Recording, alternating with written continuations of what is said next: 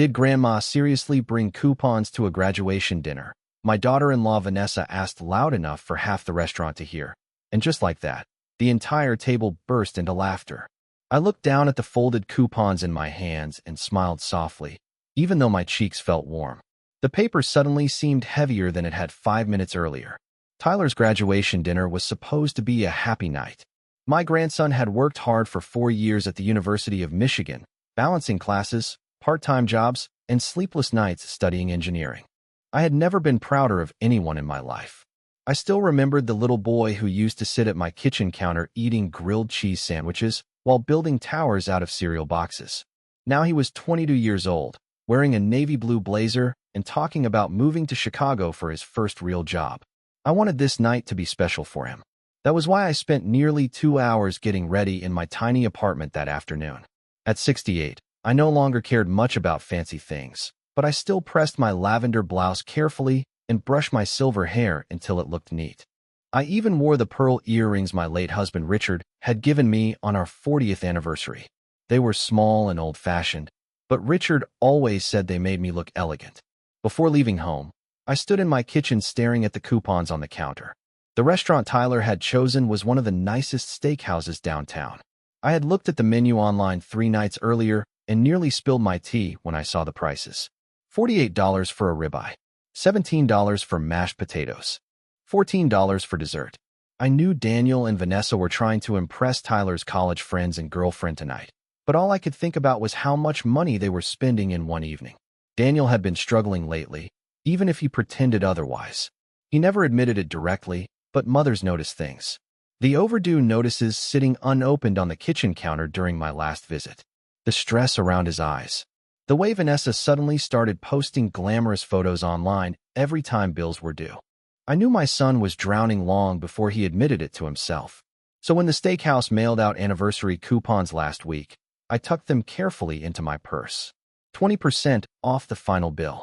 It wasn't much, but I thought maybe I could help quietly without embarrassing Daniel. That had always been my role in this family. Quiet help, quiet sacrifices, quiet love. Apparently, quiet things become funny when you grow old. I mean, seriously, Vanessa continued, laughing while adjusting the gold bracelet on her wrist. Who brings coupons to a celebration dinner? Tyler looked uncomfortable immediately. Mom, he muttered quietly, but Vanessa waved him off. Relax, honey. I'm joking. But she wasn't joking. Not really. I had known Vanessa for 14 years, long enough to understand the difference between her playful voice and her cruel one.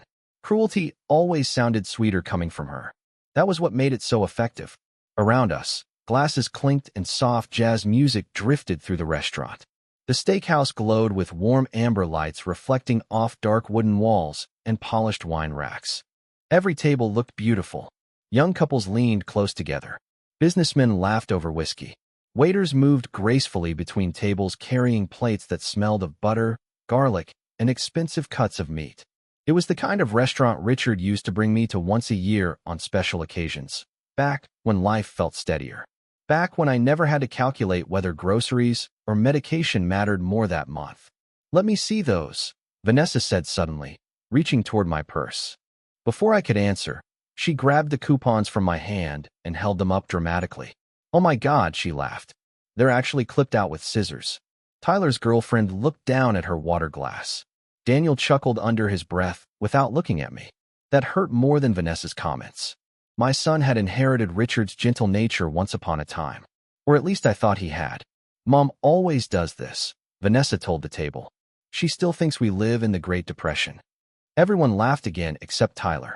He stared down at the menu so intensely it looked like he wanted to disappear into it. I folded my hands in my lap and smiled politely. I just thought they might help, I said softly. Vanessa handed the coupons back like they were dirty napkins. Trust me, Eleanor. We can handle dinner. Her tone carried that familiar edge.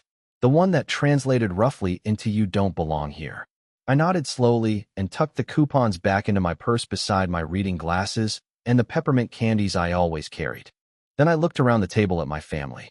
Daniel scrolling through his phone between conversations. Vanessa posing for pictures before touching her food. Tyler trying too hard to keep everyone comfortable. For a strange moment, I felt invisible sitting there among them. Not hated exactly, Just unnecessary. Like an old lamp nobody wanted to throw away because it still technically worked. A waiter approached carrying a tray of sparkling water. He was probably around 30 years old with dark hair and kind eyes. His name tag read Marcus. As he filled my glass, his gaze briefly dropped toward the coupons still visible inside my open purse. But unlike everyone else tonight, he didn't smirk. He didn't laugh. Instead, his expression changed slightly, almost like recognition. "Good evening, Mrs. Whitmore," he said politely. I blinked in surprise. "Have we met before?" "I don't think so," he replied carefully, though his smile lingered a moment too long. "But welcome back." Vanessa immediately jumped in. "Trust me, she's not usually eating at places this expensive." Marcus didn't laugh. He simply nodded once and walked away.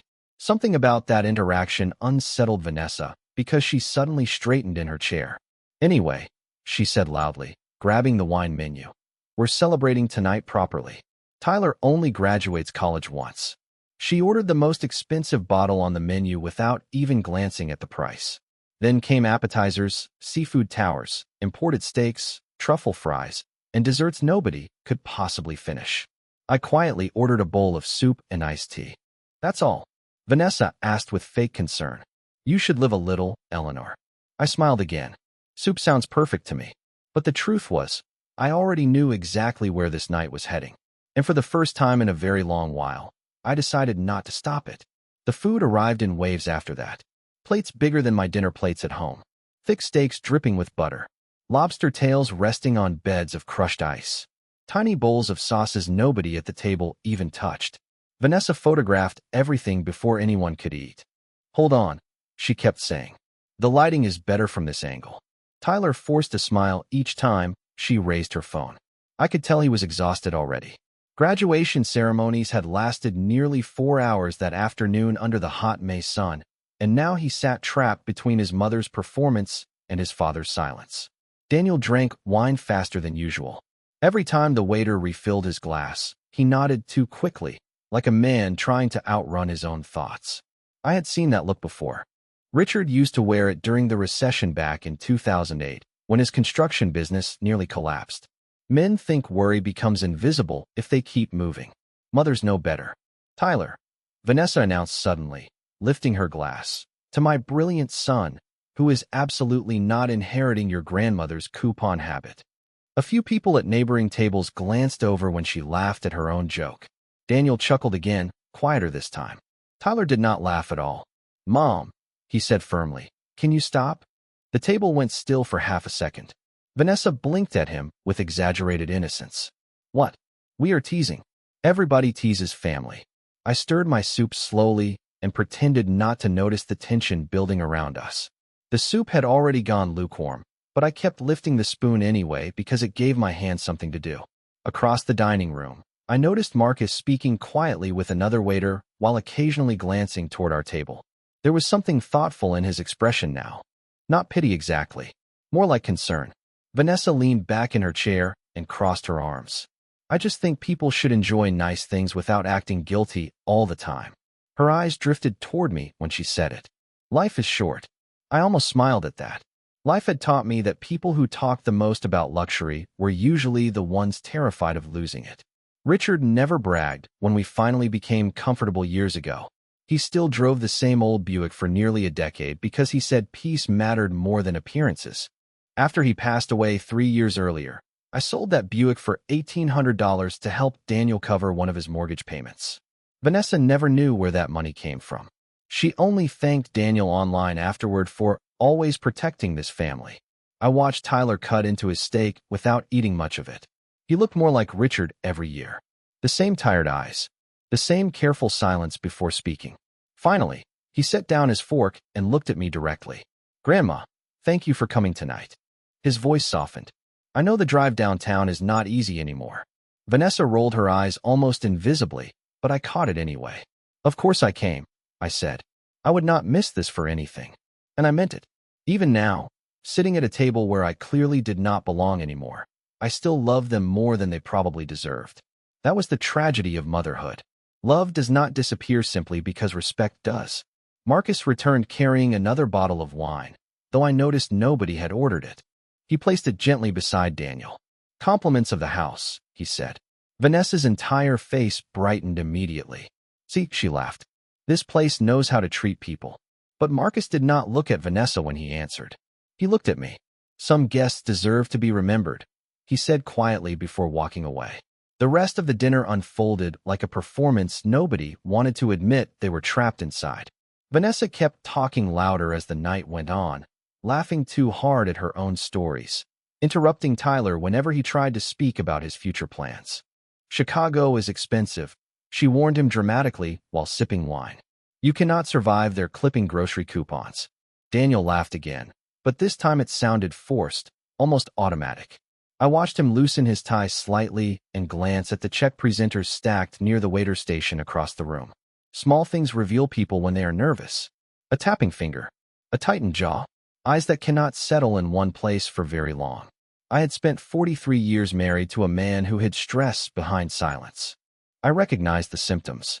Actually, Tyler said carefully, Grandma taught me how to save money better than anybody. Vanessa smiled without warmth. That is adorable. But there is a difference between saving money and looking cheap in public. The words hung in the air longer than she intended. Even Daniel stopped moving for a second. I folded my napkin neatly beside my soup bowl and reached for my water glass. My hands remained steady. That seemed to irritate Vanessa more than if I had cried. Some people become uncomfortable when humiliation fails to break someone. Mom used coupons all the time when I was growing up, Daniel suddenly said, trying to soften the tension. Remember those buy one get one pizza nights? For the first time all evening, I almost smiled for real. Friday nights. 2 large pepperoni pizzas for $12. Daniel sitting cross-legged on the living room carpet beside Richard while watching baseball games. Back then, saving money felt responsible instead of embarrassing. Back then, family meant sharing what you had instead of pretending you had more. Yes, I said softly. And you loved those nights. Daniel looked down at his wine glass instead of answering. Vanessa reached for her phone again. Well, thankfully we have upgraded since then. Across the table, Tyler looked exhausted now. Not physically, emotionally. I recognized that feeling too. The exhaustion of watching people you love slowly disappoint you. Marcus returned to clear, empty plates, moving quietly between us while Vanessa barely acknowledged him. As he lifted my untouched soup bowl, he paused slightly. Was everything all right, Mrs. Whitmore? He asked. It was lovely, I answered. He nodded once, but his eyes lingered on me for another second, almost like he wanted to say something else. Then another waiter called his name from across the dining room. Vanessa leaned closer to Daniel after Marcus walked away. I swear these places train staff to flirt for tips now. She whispered loudly enough for everyone to hear. Tyler immediately frowned. Mom, stop. What? She said defensively. I am joking again. Everybody is so sensitive tonight. Nobody answered her this time. The jazz music continued drifting softly through the restaurant, while conversations from nearby tables blurred together like distant waves. Outside the tall front windows, downtown traffic crawled slowly beneath glowing streetlights.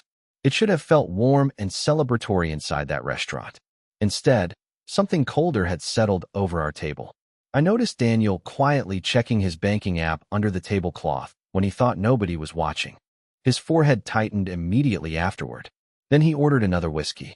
That was when I finally understood how serious things really were. Richard used to say financial trouble changes the temperature of a room before anyone speaks about it out loud. Suddenly, the expensive food, the loud laughter, the endless photos Vanessa kept posting online all made sense. They were not celebrating success tonight. They were hiding fear. And fear makes people cruel. Dessert menus arrived, though nobody except Vanessa seemed interested anymore. She ordered a 12-layer chocolate cake for the table anyway, then spent several minutes taking pictures beside it while Tyler stared blankly at the candle flickering in the center. Come on, smile, Vanessa kept saying as she adjusted her phone angle. This is a huge milestone. Tyler forced another tired smile, but I could see something shifting inside him tonight. Children grow up slowly until one day they suddenly see the adults around them clearly. Sometimes that realization changes everything. Daniel rubbed both hands over his face before reaching for his whiskey again. His movements had become slower now, heavier somehow. He looked older than 52 under the dim restaurant lights. Stress settles into a man quietly. First around the eyes, then the shoulders, then eventually into the silence between words. "Dad?" Tyler said carefully. "Maybe we should skip dessert. Nobody is hungry." "Nonsense," Vanessa interrupted quickly. "We are celebrating properly tonight."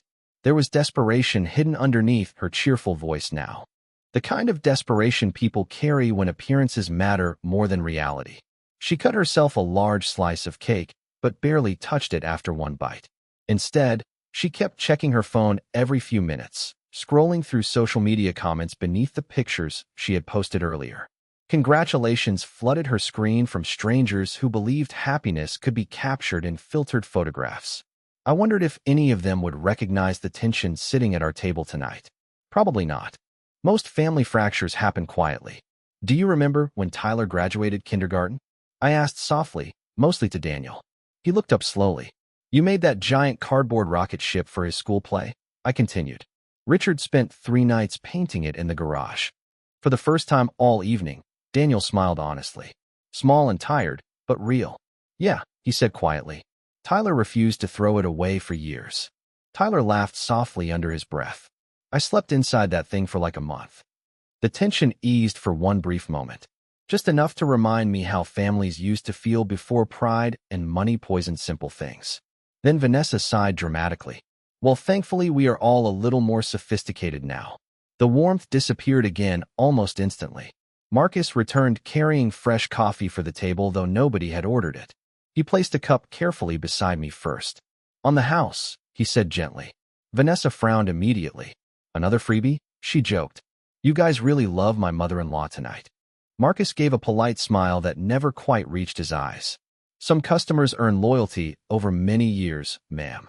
Something about his tone made Vanessa sit straighter. Daniel noticed it too. I could tell by the way his expression tightened slightly. "Have we been here before?" Tyler suddenly asked me. I looked at him over the rim of my coffee cup. "Many times," I answered. "Your grandfather loved this restaurant." Tyler glanced around slowly like he was seeing the place for the first time. The dark wood walls. The framed black and white photographs. The old piano near the bar. "I think I remember coming here when I was little," he said quietly. Marcus nodded once. "You used to sit in booth 12 and order grilled cheese sandwiches." Tyler blinked in surprise. "Wait, seriously?" "Every Sunday after church," Marcus replied. "Your grandfather always tipped the kitchen staff personally." Daniel looked up sharply then. "You knew my father?" Marcus hesitated for half a second before answering. "Everybody here knew Mr. Whitmore." The table went quiet again after that. Not awkward this time. Different. Heavier. Like an invisible door had just opened somewhere nearby. Vanessa picked up her wine glass too quickly and nearly spilled it. "Well," she said with a forced laugh, "apparently Eleanor has secret celebrity status around here." But nobody laughed with her this time. And for the first time all night, I noticed uncertainty beginning to creep into her smile. Vanessa recovered quickly after that, or at least she tried to. People like her survive by regaining control of a room before silence exposed too much. She straightened her posture, forced another polished smile onto her face, and reached for the dessert menu again as if nothing unusual had happened. "Well," she said brightly, "clearly we picked the right restaurant." But her voice sounded thinner now, less confident. Daniel noticed it too. I could tell by the way he stopped drinking for the first time in nearly an hour. Tyler leaned back in his chair and looked around the dining room thoughtfully. "Grandpa really came here every Sunday?" he asked me quietly. I nodded. "Almost every week for nearly 20 years. Why did we stop coming?" That question settled over the table heavier than anything Vanessa had said all evening. Daniel looked uncomfortable immediately. He rubbed the back of his neck before answering. "Life got busy." But Tyler did not look convinced. Neither was I. Families rarely drift apart because life gets busy. They drift apart because somebody quietly decides maintaining closeness is no longer important. I watched Vanessa carefully as she checked her phone again. Her smile disappeared completely for a second when she thought nobody was paying attention. Then she glanced toward the waiter station where Marcus stood speaking to an older man in a dark gray suit. The older man looked toward our table briefly before nodding once. Something inside Vanessa stiffened instantly. "Daniel," she said softly, "maybe we should head out soon. Tyler has a long drive tomorrow." Daniel frowned slightly. "We literally just ordered dessert." "I know, but it is getting late." It was only 8:30. Vanessa never wanted to leave parties early, especially not expensive restaurants filled with people watching her. Tyler noticed the shift too. "Mom, are you okay?" "Of course," she answered too quickly. Then she smiled again, but this time it looked rehearsed. Marcus returned carrying a small leather folder. He placed it gently beside Daniel, but did not open it yet. "Whenever you are ready," he said politely. Daniel gave a distracted nod. Vanessa immediately reached toward the folder before Daniel could touch it. "I want to see how outrageous this bill is after your son ordered half the ocean," she joked toward Tyler. Nobody laughed. Slowly, she opened the folder. I watched her expression carefully. At first she looked amused, then confused, then suddenly very still. Daniel leaned closer. "What is it?" he asked quietly. Vanessa stared at the paper another second before forcing a laugh that sounded brittle around the edges. "Nothing. I just thought it would be higher." Daniel reached for the bill. The moment he saw the total, the color drained from his face completely. He blinked twice like he thought he had read it wrong. $4,872. Tyler nearly choked on his coffee. "What?" Vanessa straightened immediately. "That cannot be right." Marcus remained calm. "The private reserve wine selections and imported seafood tower were added, ma'am." Daniel swallowed hard while staring at the numbers. I recognized that expression instantly. Panic trying to stay hidden behind dignity. Vanessa leaned closer and lowered her voice sharply. "Use the business card." Daniel did not answer. He simply reached into his wallet slowly and pulled out a black credit card. His fingers trembled slightly as he handed it to Marcus. The table fell silent while Marcus walked toward the register. Nobody looked at one another. Even the jazz music suddenly seemed too loud. Across from me, Tyler stared down at the tablecloth like he was trying to solve a puzzle he had never noticed before. Daniel loosened his tie again. Vanessa tapped her nails nervously against her wine glass. And for the first time all evening, nobody at that table seemed interested in pretending anymore. Marcus returned less than a minute later, but I knew something was wrong before he even reached the table. His expression had changed. Still polite, still professional, but heavier somehow. The kind of careful expression people wear when they're trying not to embarrass someone publicly. Daniel saw it too. He sat straighter immediately. Vanessa grabbed her wine glass again, even though it was empty. Tyler looked between his parents without speaking. Marcus stopped beside Daniel and lowered his voice respectfully. "I am sorry, sir." The card was declined. Nobody moved for a second. The restaurant noise around us suddenly felt very far away, blurred beneath the sound of my own heartbeat. Daniel blinked once. "That is impossible," he said quietly. Vanessa leaned forward instantly. "Run it again." Marcus nodded politely. "I already did, ma'am." Vanessa laughed nervously. Too loudly. "Well, clearly your machine has an issue." Her voice cracked slightly on the last word. Daniel reached for his wallet again, slower this time. He pulled out another card. Then another. His hands no longer looked steady. I watched the small tremor in his fingers and felt an ache settle deep inside my chest. Not anger. Something sadder than anger. Recognition. Mothers know the exact moment their children stop pretending they are okay. Marcus accepted the second card without judgment and disappeared again toward the register. Vanessa leaned toward Daniel immediately. "What is happening?" she whispered sharply.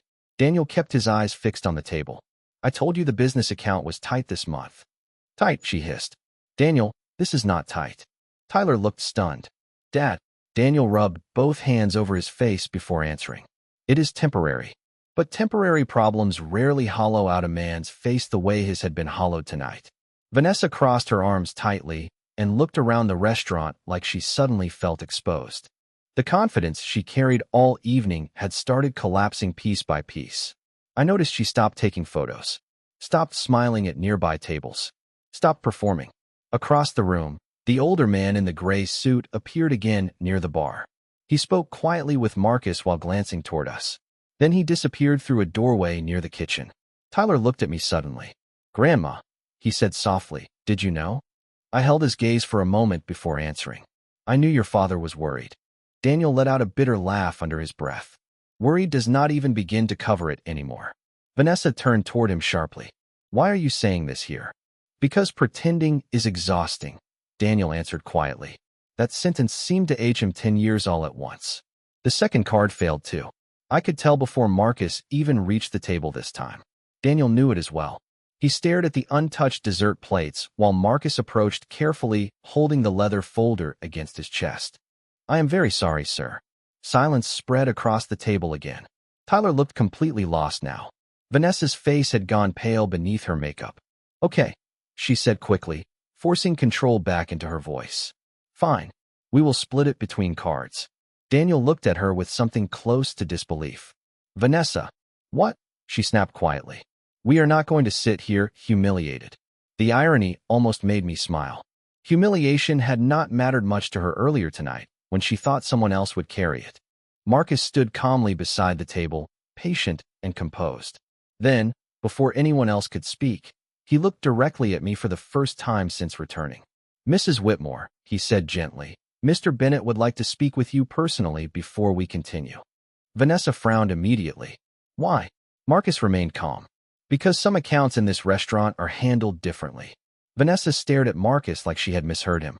Handled differently? She repeated sharply. Marcus remained perfectly calm. Yes, ma'am. Daniel looked exhausted now, too drained to even pretend he understood what was happening anymore. Tyler glanced between all of us in silence while the untouched dessert slowly melted under the warm restaurant lights. I folded my napkin carefully onto the table and reached for my purse. I should speak with him, I said quietly. Vanessa let out a nervous laugh. About what exactly? I looked at her for a moment before answering. I imagine we are about to find out. Marcus stepped aside politely, guiding me across the dining room while every emotion from the evening settled heavily inside my chest. The restaurant looked different walking through it now. Softer somehow. Familiar in ways I had spent years trying not to remember too deeply. The piano near the bar. The old photographs along the walls. The scent of butter and coffee drifting through the air. Richard used to hold my hand every time we walked through those doors, even after 40 years of marriage. He said beautiful places only mattered if you shared them with someone kind. Marcus led me toward a private hallway near the kitchen where the older man in the gray suit stood waiting. Up close, I recognized him immediately despite the gray hair and deeper lines around his eyes. Eleanor Whitmore, he said warmly, opening his arms. It has been far too long. Arthur Bennett, I whispered softly. You still own this place. He laughed gently. Because your husband refused to let me lose it. Behind us, I could feel Vanessa watching from the table, even from across the restaurant. Arthur gestured toward a small office lined with framed photographs and old wine bottles. One picture stopped me instantly.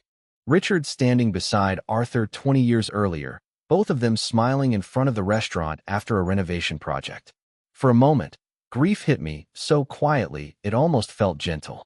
I still miss him every day, Arthur said softly, noticing where my eyes had landed. I nodded once because some losses never become easier to explain out loud. Arthur motioned toward a leather chair. Please sit. I lowered myself slowly into the chair while Marcus closed the office door behind us. Through the glass wall facing the dining room, I could still see my family waiting at the table. Vanessa looked tense now. Daniel looked defeated. Tyler looked confused. Arthur sat across from me and folded his hands carefully. I was surprised when Marcus told me you were here tonight, he admitted. We have not seen you since Richard's memorial luncheon. Life became smaller after he passed, I answered quietly. Arthur nodded like he understood exactly what I meant. Then he opened a drawer in his desk and pulled out a thick black ledger book worn soft around the edges. My heart tightened slightly the moment I saw it. I thought perhaps tonight was finally the right time, he said. Slowly, he opened the ledger and turned it toward me. Inside were pages filled with names, dates, and handwritten notes stretching back nearly a decade.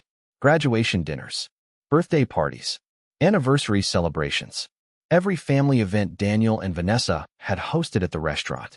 Every meal, every reservation, every bill, paid in full, by me. Arthur rested one hand gently on the book. Your standing instructions never changed after Richard passed away, he said softly. You asked us to continue charging everything to the Whitmore family account as long as your grandchildren could enjoy special moments without worrying about money. I stared down at the pages silently while memories flooded back one by one. Tyler's 16th birthday dinner, Daniel's promotion celebration, Vanessa's extravagant 40th birthday party last spring. Thousands of dollars over the years. Quietly handled, quietly covered, quietly forgotten. Arthur looked toward the dining room where my family still sat waiting. I do not think they ever knew, Eleanor. I smiled faintly without humor. No, I said softly. They did not. For a long moment, neither Arthur nor I spoke. I simply stared at the ledger while years of quiet decisions unfolded across those pages in faded black ink. I remembered every one of those dinners. Tyler blowing out birthday candles with frosting on his cheeks. Vanessa insisting on expensive wine during anniversary parties. Daniel promising every Christmas that next year would be easier financially. They had all believed the restaurant was giving them special treatment because they were loyal customers. In reality, loyalty had nothing to do with it. Richard and I had built that account together decades earlier. Back when his construction company renovated half the dining room after a kitchen fire nearly destroyed the restaurant. Arthur could not afford to pay Richard the full amount at the time. Instead, Richard negotiated something different. A permanent family account. Meals whenever we wanted them. Private celebrations covered quietly without attention. Richard used to joke that good memories were worth more than invoices. After he died, I continued paying into the account myself every month from our savings. Not because Daniel asked me to. Because I wanted Tyler and the other grandchildren to have moments that felt beautiful and easy. I never imagined those same moments would someday become weapons used against me. Arthur closed the ledger gently. Marcus recognized your name immediately tonight, he explained softly. When he saw the coupons, he stopped there, but he did not need to finish the sentence. Shame settled over me slowly then. Not because of the coupons themselves. I had clipped coupons my entire adult life without embarrassment. The shame came from realizing how small I must have looked sitting at that table while the people I loved laughed at me for trying to help them. Arthur leaned forward slightly. Eleanor, he said carefully, they truly do not know about the account. I shook my head once. Richard wanted generosity to feel natural, I answered quietly. He hated making people feel indebted. Arthur smiled sadly. That sounds exactly like him. Through the office glass, I could still see my family waiting across the restaurant. Vanessa had started pacing beside the table now, arms folded tightly across her chest. Daniel sat motionless with both elbows resting on the table, staring down at nothing. Tyler looked toward the office every few seconds, concern written all over his face. He was the only one thinking about me instead of the bill. That realization hurt more than I expected. You know, Arthur said softly, you could simply walk away tonight. Legally speaking, none of this obligation belongs to you anymore. I looked down at my hands resting quietly in my lap. Hands that had packed school lunches, balanced household budgets, held fevers through long nights, signed birthday cards and Christmas checks and college gifts. Women like me spend entire lifetimes making sure everyone else feels secure. Eventually, people stop noticing the effort behind that security. They begin treating comfort like a natural law instead of a sacrifice somebody made for them. No, I said finally. I think tonight they need to understand.